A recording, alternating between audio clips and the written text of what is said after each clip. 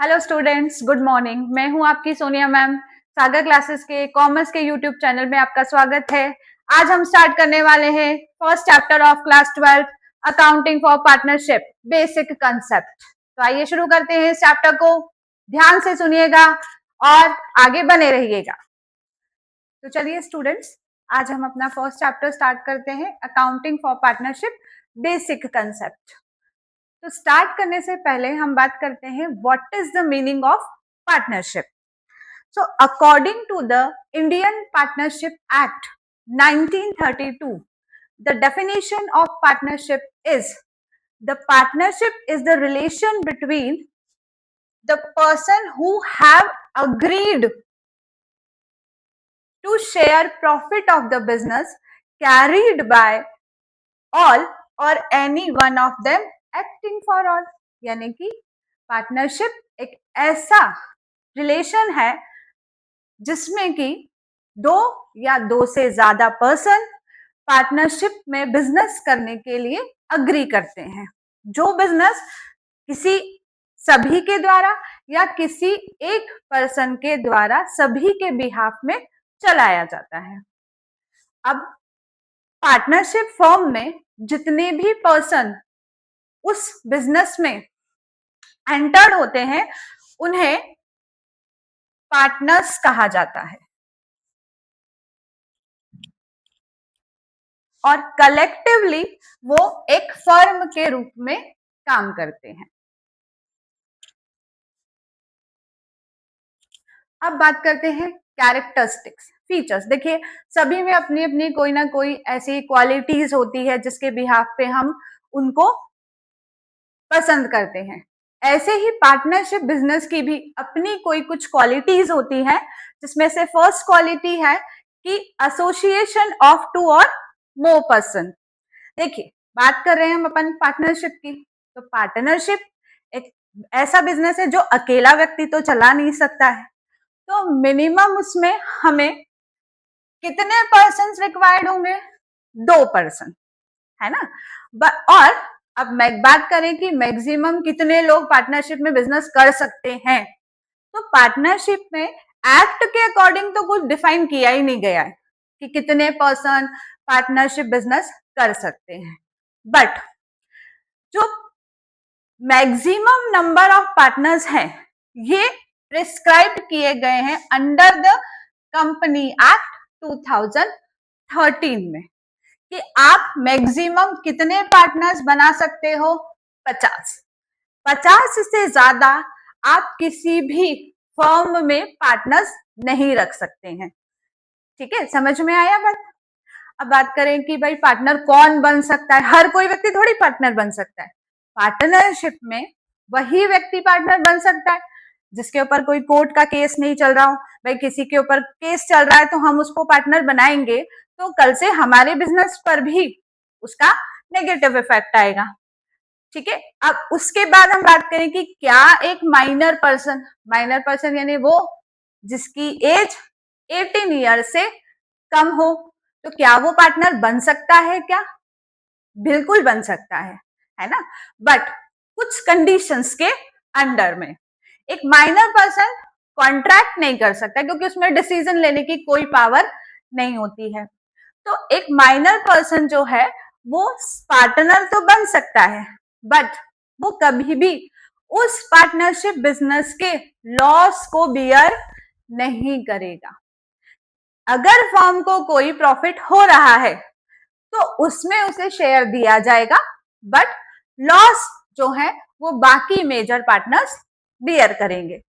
इसके बाद एक माइनर पार्टनर जैसे ही मेजर बनता है, मेजर यानी कि 18 साल की एज से ज्यादा, तो 6 महीने का उसको अपन समय देंगे कि 6 महीने हैं आपके पास, आप एक्सेप्ट कर लो पार्टनरशिप या फिर रिफ्यूज कर लो, ये आपके ऊपर है।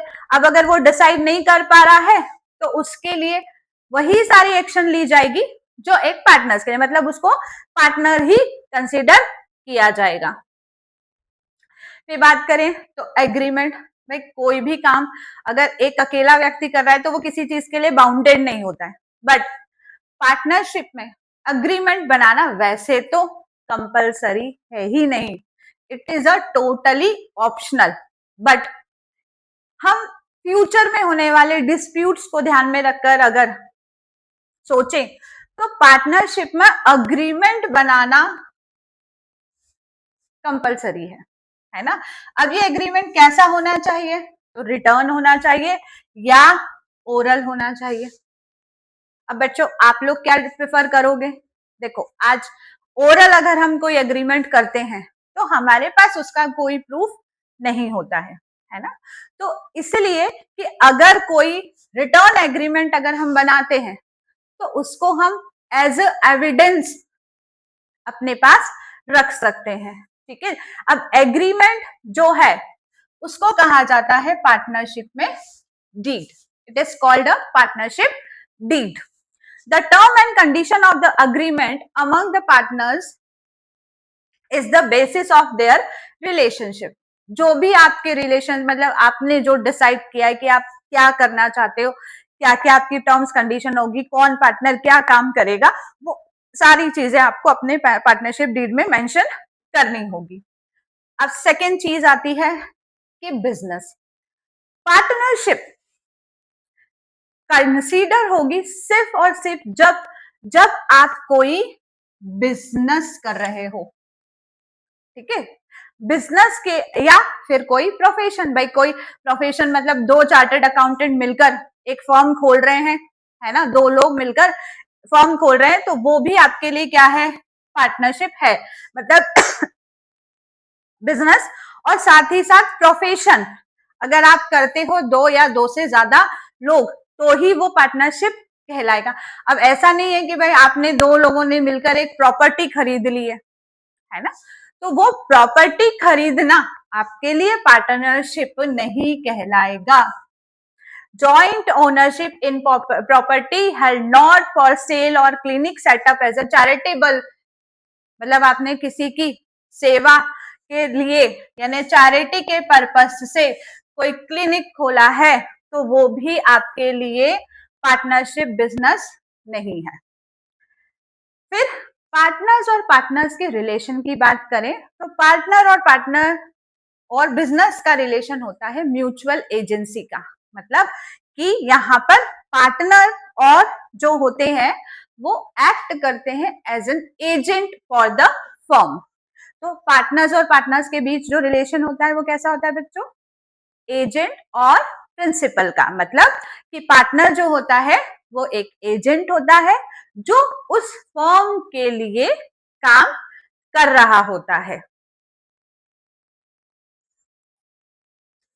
फिर नेक्स्ट हमारा जो फीचर है वो है शेयरिंग ऑफ प्रॉफिट्स।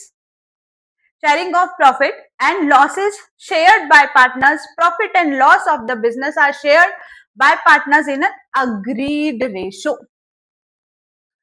आपने जो बिजनेस शुरू किया है उसका मेन मोटिव क्या है, what is the main motive of the business, ये तो हमने क्लास 11th में पढ़ा ही है कि the motive of the business is earning profit.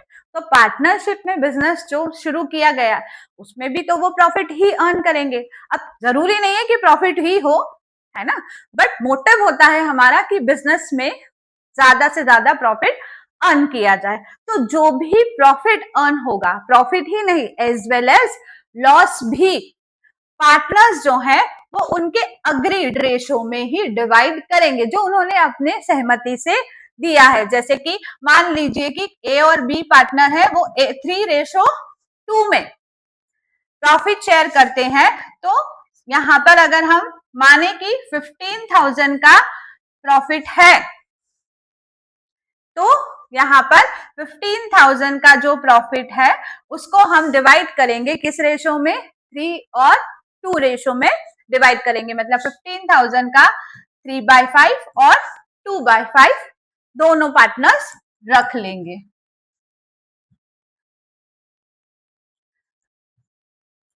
अब नेक्स्ट आता है लाइबिलिटीज। ये तो हमने लास्ट ईयर पढ़ा ही है कि what is the meaning of liabilities. जो भी अमाउंट पेबल्स होता है to others, it is called liability, liability जो पार्टनर्स की होती है वो कैसी होती है? Unlimited. The liabilities of the partners are unlimited. इसका मतलब ये है कि भाई फर्म की लाइबिलिटी अगर आपको पे करनी है तो उसके लिए पार्टनर्स जो हैं वो अपनी पर्सनल एसेट्स को भी यूज करेंगे। फर्म के पास इतना पैसा ही नहीं बच रहा है कि वो बाजार में अपने क्रेडिटर्स का पेमेंट कर सके, बैंक से लिया हुआ लोन पे कर सके, तो उस कंडीशन में पार्टनर्स को अपने पर्सनल एसेट्स, कि किसी एक पार्टनर के पास कोई कार है या कोई प्रॉपर्टी है, तो उसको फर्म के डेप्ट को पे करने के लिए उसे क्या करना होगा? उसे भी सेल आउट कर कर जो कैश आएगा उससे फर्म की लाइबिलिटीज का पेमेंट करना होगा। तो इतना क्लियर है बच्चों आपको सभी को? तो अब हम नेक्स्ट टॉपिक लेते हैं, पार्टनरशिप डीड। पार्टनरशिप डीड, जैसे मैंने आपको अभी बताया कि partnership deed is an written agreement between the partners in which all the duties and responsibilities of each and every partners are written। कि एग्रीमेंट जो पार्टनर बनाते हैं वो इसी पर्पज से बनाते हैं कि वे उनके बीच जितनी भी ड्यूटीज है, रिस्पॉन्सिबिलिटीज है, वो सभी जो है वो मेंशन की जा सके। तो नॉर्मली कुछ फॉलोइंग टर्म्स हम यहाँ लेते हैं कि क्या क्या चीजें हमें अपनी डीड में लिखना चाहिए। तो पहला है हमारा description of the partners. Description of partners यहाँ पर ये शो करता है कि भाई फर्म में कितने पार्टनर्स होंगे और उन पार्टनर्स का क्या नाम होगा, है ना। मान लेते हैं कि दो पार्टनर होंगे, एक का नाम ए होगा, दूसरे का बी होगा। तो भाई यहाँ पर ये दो पार्टनर जो हैं वो फर्म के लिए काम करेंगे। तो फॉर्म में पार्टनर, कंटेंट में पार्टनर्स का जो है वो डिस्क्रिप्शन होना जरूरी है ना। तो डिस्क्रिप्शन में हम यूजुअली मेंशन करेंगे name and address of the partners. Now description of the firm. Description of the firm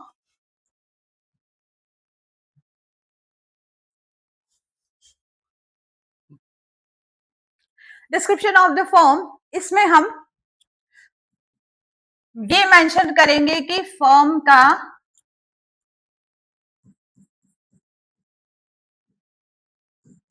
क्या नाम होगा, फर्म का नाम आप क्या रखोगे, है ना। उसके साथ ही साथ आपकी फर्म का एड्रेस क्या होना, कहाँ है, कहाँ पर आप अपना बिजनेस शुरू कर रहे हैं। अब फर्म का नाम रखते वक्त आपको एक बात पे जरूर ध्यान देना है कि वो जो नाम आप रख रहे हो वो किसी भी स्टेट गवर्नमेंट, सेंट्रल गवर्नमेंट या ऐसी वेल नोन रजिस्टर्ड ऑर्गेनाइजेशन से रिलेट नहीं करता हो, है ना। मतलब यहाँ पर आपको ये बात का जरूर ध्यान देना है कि जो नाम आप रख रहे हो वो ऑलरेडी रजिस्टर्ड ना हो, किसी सेंट्रल या स्टेट गवर्नमेंट के ऑर्गेनाइजेशन से मैच ना करता हो, क्योंकि इस तरीके के नाम रखने पर आपके ऊपर केस हो सकता है। आपको उस समय अपना जो फर्म का नाम है वो क्या करना पड़ सकता है, चेंज करना पड़ सकता है। तो बच्चों इस बात का जरूर ध्यान रखा जाता है जब भी कोई बिजनेस पार्टनरशिप में शुरू किया जाता है, तो वो नाम जो वो फर्म के लिए रख रहे हैं वो ऐसा होना चाहिए जो किसी और ऑर्गेनाइजेशन से सिमिलर ना हो जो कि रजिस्टर्ड है। देखो रजिस्टर्ड ऑर्गेनाइजेशन ही आपके ऊपर केस फाइल करने के लिए लायबल होती है। फिर principal place of business. Principal place of business मतलब आपका बिजनेस जो है वो कहाँ से किया जाएगा। मेनली जैसे कि अगर आप अपने बिजनेस की ब्रांचेस ओपन कर रहे हैं तो आपका हेड ऑफिस कहाँ है ना, आपकी ब्रांचेस कहाँ कहाँ पर है, इस बात का भी डिस्क्रिप्शन आपको देना होगा। फिर नेक्स्ट हम लेते हैं nature and scope of business. Nature, nature of business, कि आप जो बिजनेस कर रहे हो वो किस प्रकार का कर रहे हो। पार्टनरशिप में आप जो बिजनेस कर रहे हो, बेसिकली बिजनेस के दो टाइप के नेचर होते हैं, कि एक तो बिजनेस जो है वो ट्रेडिंग का किया जाता है, ट्रेडिंग का बिजनेस, जिसमें हम क्या करते हैं, बेसिकली गुड्स को परचेज करते हैं और उसके बाद उसको क्या कर देते हैं, सेल कर देते हैं। भाई कहीं से हमने सामान खरीदा और फिर उसको हम क्या कर रहे हैं, सेल आउट कर रहे हैं। तो आपका बिजनेस ट्रेडिंग है या फिर मैन्युफैक्चरिंग है। भाई आप मैन्युफैक्चर कर रहे हो, प्रोडक्ट बना रहे हो, फिर उसको सेल कर रहे हो, तो जिस टाइप का आपके बिजनेस का नेचर है आपको वो भी आपकी डीड में मेंशन करना होगा। यदि आप डीड बना रहे हो तो फिर कमेंसमेंट ऑफ पार्टनरशिप, कि आपका बिजनेस कब शुरू हुआ। आप मान लीजिए अपना बिजनेस August 1, 2025 को शुरू कर रहे हैं, तो आपको अपने date of commencement of business भी पार्टनरशिप के डीड में मेंशन करनी होगी। फिर ये तो पता ही है आप सभी को कि capital is the most important element of the business. बिना कैपिटल के तो कोई बिजनेस शुरू किया ही नहीं जा सकता है। तो इस कैपिटल का कितना कंट्रीब्यूशन किस पार्टनर के द्वारा दिया गया है, how much capital R invested by the partners, ये भी हमें डीड में मेंशन करना होगा।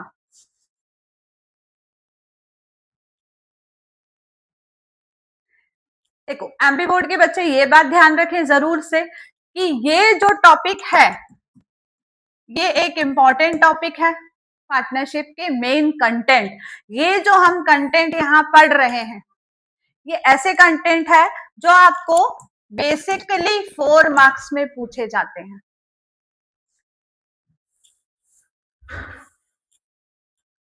अब नेक्स्ट है इंटरेस्ट ऑन कैपिटल। इंटरेस्ट देखो भाई, बिना इंटरेस्ट के तो कोई भी पर्सन अपना पैसा किसी और को देता नहीं है ना।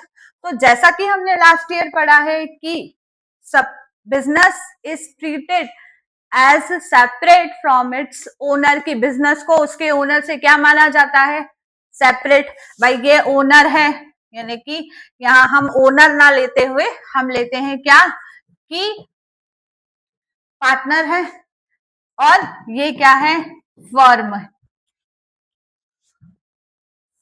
ये क्या है,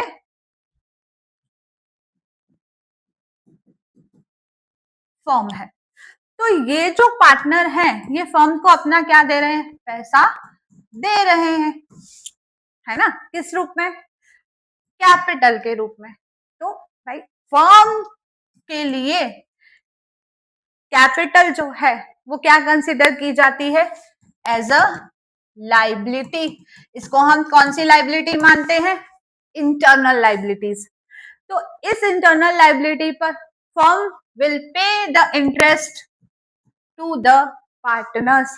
तो what rate of interest will be provided by the firm to the partners, ये भी इसमें मेंशन करना होगा।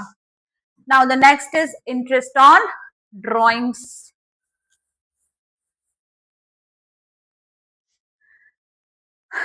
तो ड्राइंग्स बेटा बच्चों आप लोगों को ये तो पता ही होगा कि ड्राइंग्स किसको कहते हैं। ये तो हम लास्ट ईयर पढ़ चुके हैं कि ड्राइंग्स क्या होता है। Drawings is an amount of cash and goods which is withdrawn by the owner for its personal expenses. तो जो अमाउंट फर्म, अब यहाँ क्या हो रहा है कि फर्म ने पैसा किसको दिया है, पार्टनर्स को दिया है ना। जब पार्टनर फर्म से इंटरेस्ट मांग सकते हैं उनकी कैपिटल पर, तो फर्म क्यों नहीं ले, है ना। तो कितना रेट ऑफ इंटरेस्ट ड्राइंग्स पर पार्टनर्स को देना होगा ये भी डीड में मेंशन रहेगा। अगर डीड में ये सारी चीजें मेंशन नहीं है तो कुछ भी पार्टनर्स को प्रोवाइड नहीं किया जाएगा। प्रॉफिट शेयरिंग रेशो, कि भाई एक पर्सन तो है नहीं यहाँ, एक से ज्यादा है, 2 और मोर देन 2%, तो उस कंडीशन में हमको ये मेंशन करना होगा कि आप प्रॉफिट जो है वो किस रेशो में डिवाइड करने वाले हैं। फिर interest on loan by partner, भाई पार्टनर ने अगर फर्म को लोन दिया है ना, फर्म पार्टनर्स जो है वो क्या कर रहे हैं, यहाँ पर लोन दे रहे हैं किसको, फर्म को, तो फर्म जो है वो कितना रेट ऑफ इंटरेस्ट पार्टनर्स को प्रोवाइड करेगी, ये भी पार्टनरशिप डीड में मेंशन किया जाएगा। Interest on loan to partner, वही अगर फर्म जो है क्या है यहाँ पर बच्चों, फर्म जो है वो क्या कर रही है, पार्टनर्स को लोन प्रोवाइड कर रही है, तो फर्म भी क्या करेगी, पार्टनर से इंटरेस्ट लेगी। कितना इंटरेस्ट लेगी ये भी डीड में मेंशन किया जाएगा। The last topic is remuneration. Remuneration मतलब कि पार्टनर्स के एक्स्ट्रा एफर्ट्स के लिए यदि किसी पार्टनर को कोई सैलरी या कोई कमीशन अगर देना है तो कितना देना है, ये अगर डीड में मेंशन होगा तो ही दिया जाएगा, अदरवाइज बिल्कुल नहीं। तो इतना टॉपिक आप सभी को क्लियर है ना। तो एक बार हम इसको रिकॉल करते हैं कि पार्टनरशिप के मेन कंटेंट क्या क्या है। तो description of partners, description of the firm principal of place of business, nature of business, commencement of partnership, capital contribution, interest on capital, interest on drawing, PSR यानी profit sharing ratio, interest on loan by partners, interest on loan to partners and remuneration। अब देखिए ये भी एक important topic है जो MP board में 2024 और 2026 के पेपर में पूछा गया क्वेश्चन है कि हमने ये तो पढ़ा है कि भाई डीड बनाना कंपलसरी है नहीं, है ना। तो डीड बनाना अगर कंपलसरी नहीं है तो हर कोई अपने हिसाब से अपना बिजनेस शुरू करेगा, बट ऐसा नहीं होता है। कुछ प्रोविजन जो है वो इंडियन पार्टनरशिप एक्ट ने बनाए हैं और उसी प्रोविजन के अकॉर्डिंग हमें अपने बिजनेस में कुछ रूल्स फॉलो करने होते हैं regarding the profit sharing ratio, interest on capital, interest on drawing, interest on loan to the partners, remuneration and admission of partners से रिगार्डिंग। तो अगर आपने डीड नहीं बनाई है तो प्रॉफिट शेयरिंग रेशियो आपका क्या रहेगा, इक्वल, चाहे किसी ने भी कितनी भी कैपिटल लगाई हो, प्रॉफिट जो है वो आपका इक्वली शेयर होगा। इंटरेस्ट ऑन कैपिटल, कैपिटल पर कोई इंटरेस्ट चार्ज नहीं किया जाएगा, ना ही ड्रॉइंग्स पर इंटरेस्ट चार्ज किया जाएगा। अगर लोन पार्टनर ने दिया है तो पार्टनर को उस पर 6% से इंटरेस्ट प्रोवाइड किया जाएगा, बट वहीं अगर फर्म ने पार्टनर को लोन दिया है तो कोई इंटरेस्ट फर्म पार्टनर से चार्ज नहीं कर सकती है, ना ही कोई सैलरी, कमीशन एक्सेट्रा पे किया जाएगा। और लास्ट कि अगर पार्टनर्स किसी नए पार्टनर को एडमिट करना चाहते हैं तो उस पे तब तक वो एडमिट नहीं कर सकते जब तक कि सारे पार्टनर अग्री नहीं हो। तो this is the provisions which are followed by the partnership firm who doesn't make the deed. Okay, is it clear? तो आज के लिए इतना ही बच्चों, मिलते हैं अगले लेक्चर में जिसमें हम आगे के टॉपिक्स को कवर करेंगे। Thank you.